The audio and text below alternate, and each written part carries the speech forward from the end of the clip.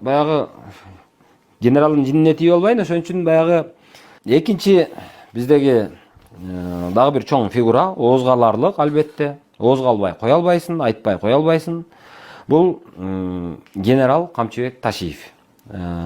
Улуттук коопсуздук кызматынын төрагасы, ошол эле кезде министрлер кабинетинин мүчөсү. Анан эми бул кишиде дагы катасы дагы, ийгиликтери дагы бар. Аны ачык айталы. Анан эми мундагы баягы генералдын жинине тийип албайын, ошон үчүн баягы катасынан баштабай ийгилигинен баштайын.